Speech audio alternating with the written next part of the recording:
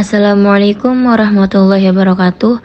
Perkenalkan, saya Siti Fakriatus Syaribah dan Nadia Paramita dari penerbitan 2C ingin mempresentasikan mata kuliah kewarganegaraan dengan tema Negara, Agama, dan Warganegara. Negara, Agama, dan Warganegara. Beberapa tahun belakangan, isu mengenai agama dan negara di Indonesia cukup ramai dibicarakan. Munculnya gerakan radikal yang anti terhadap Pancasila dan pemerintah dalam NKRI tidak lepas dari dinamika hubungan antara agama dan negara. Agama menurut beberapa kelompok dipandang perlu menjadi dasar negara, terutama karena Indonesia mayoritas penduduknya Muslim. Sebagian lainnya berpandangan tidak perlu menggunakan agama karena kemajemukan Indonesia. Perdebatan panjang antara negara, agama, dan warga negara telah terjadi lama sebelum Indonesia merdeka, dan kini perlu diperjelas kembali kedudukan ketiganya terutama dalam perkembangan demokrasi Indonesia. Pengertian negara. Istilah negara merupakan terjemahan dari beberapa kata asing, yaitu state dari Inggris dan Staat dari Belanda dan Jerman, atau Etat dari Perancis.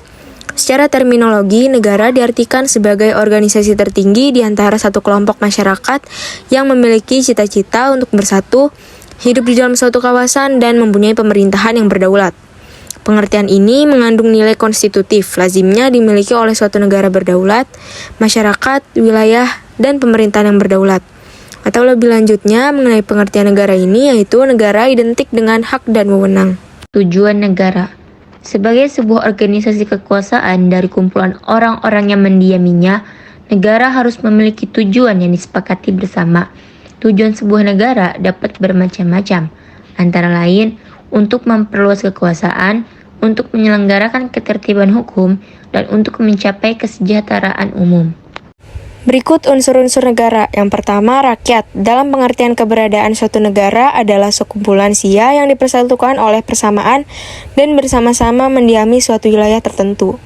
Tidak bisa dibayangkan jika ada suatu negara tanpa rakyat. Hal ini mengingat rakyat atau warga negara adalah substratum personil dari negara. Yang kedua, wilayah adalah suatu unsur negara yang harus terpenuhi karena tidak mungkin ada negara tanpa batas-batas teritorial yang jelas. Secara umum, wilayah dalam suatu negara biasanya mencakup daratan dan perairan yang terdiri dari samudra, laut, sungai, dan udara. Dalam konsep negara modern, masing-masing batas wilayah tersebut diatur dalam perjanjian dan perundang-undangan internasional.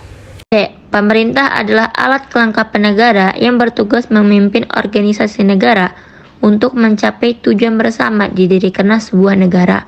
Pemerintah melalui aparat dan alat-alat negara yang menetapkan hukum, melaksanakan ketertiban dan keamanan, mengadakan perdamaian dan lainnya dalam rangka mewujudkan kepentingan warga negaranya yang beragam. D. Pengakuan negara lain bersifat menerangkan tentang adanya negara. Hal ini hanya bersifat deklaratif, bukan konstitutif, sehingga tidak bersifat mutlak. Ada dua jenis pengakuan suatu negara, yakni pengakuan de facto dan pengakuan de jure. Pengakuan de facto ialah pengakuan atas fakta adanya negara. Pengakuan ini didasarkan adanya fakta bahwa suatu masyarakat politik telah memenuhi 3 unsur utama negara, yaitu wilayah, rakyat, dan pemerintah yang berdaulat. Adapun pengakuan de jure merupakan pengakuan akan sahnya suatu negara atas dasar pertimbangan juris menurut hukum. Adapun teori pembentuk negara, yang pertama ada teori kontak sosial atau social contract. Teori kontak sosial atau teori perjanjian masyarakat beranggapan bahwa negara dibentuk berdasarkan perjanjian-perjanjian masyarakat dalam tradisi sosial masyarakat. Teori ini meletakkan negara untuk tidak berpotensi menjadi negara tirani karena keberlangsungannya bersandar pada kontak-kontak sosial antara warga negara dengan lembaga negara. Penganut mazhab pemikiran ini antara lain Thomas Hobbes, John Locke, dan Gigi Rousseau. 2. Teori ketuhanan, teokrasi. Teori ketuhanan dikenal juga dengan teori dekrun teokratis. Teori ini ditemukan baik di timur maupun di belahan dunia barat. Doktrin keutuhan ini memperoleh bentuknya yang sempurna dalam tulisan-tulisan para sarjana Eropa di abad pertengahan yang menggunakan teori ini untuk membenarkan kekuasaan mutlak para raja. Doktrin ini memiliki pandangan bahwa hak memerintah yang dimiliki para raja berasal dari Tuhan. Mereka mendapat mandat Tuhan untuk bertahta sebagai penguasa. Para raja mengklaim bahwa wakil Tuhan di dunia yang mempertanggungjawabkan kekuasaannya hanya kepada Tuhan, bukan kepada manusia. Yang ketiga yaitu teori kekuatan. Secara sederhana, teori ini dapat diartikan bahwa negara terbentuk karena adanya dominasi negara kuat melalui penjajahan. Menurut teori ini, kekuatan menjadi pembenaran atau raison d'être dari terbentuknya sebuah negara melalui proses penaklukan dan pendudukan oleh suatu bangsa atau kelompok etnis tertentu atas kelompok lainnya, kemudian menjadi proses awal pembentukan suatu negara. Bentuk negara. 1. Negara kesatuan. Negara kesatuan adalah bentuk suatu negara yang merdeka dan berdaulat dengan satu pemerintahan pusat yang berkuasa dan mengatur seluruh daerah. Namun, dalam pelaksanaannya, negara kesatuan ini terbagi ke dalam dua macam sistem pemerintahan, yaitu sentral dan otonomi. Pembagian negara kesatuan. A. Negara kesatuan dengan sistem sentralisasi adalah sistem pemerintahan yang langsung dipimpin oleh pemerintah pusat, sementara pemerintah daerah di bawahnya melaksanakan kebijakan pemerintahan pusat. B.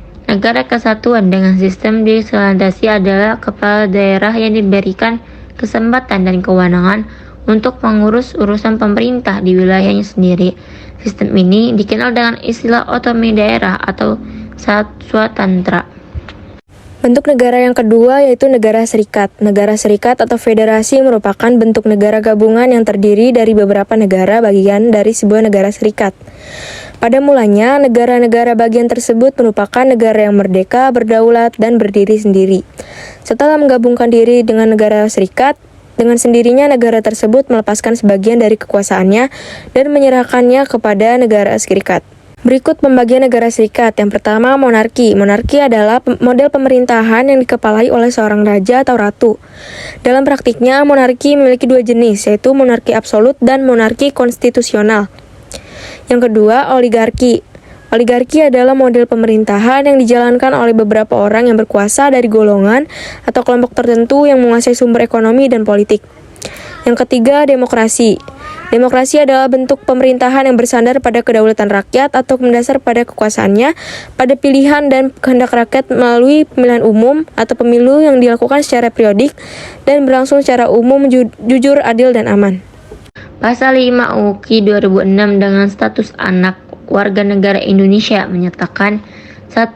Anak warga negara Indonesia yang lahir di luar perkawinan yang sah sebelum berusia 18 tahun atau belum kawin diakui secara sah oleh ayahnya yang berkewarganegaraan asing, tetapi diakui sebagai warga negara Indonesia.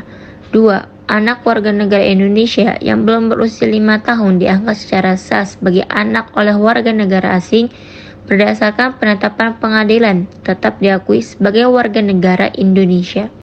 Selanjutnya, hubungan negara dan warga negara. Hubungan antar negara dan warga negara di Indonesia diatur dalam Konstitusi Negara, Undang-Undang Dasar 1945. Negara Indonesia sesuai dengan konstitusi, misalnya berkewajiban untuk menjamin dan melindungi seluruh warga negara Indonesia tanpa terkecuali.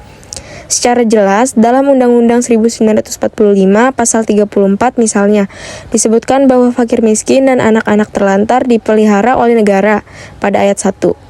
Negara mengembangkan sistem jaminan sosial bagi seluruh rakyat dan memberdayakan masyarakat yang lemah dan tak mampu sesuai dengan martabat kemanusiaan pada ayat 2 yang berbunyi, negara bertanggung jawab atas penyediaan fasilitas pelayanan kesehatan dan fasilitas pelayanan umum yang layak pada ayat 3.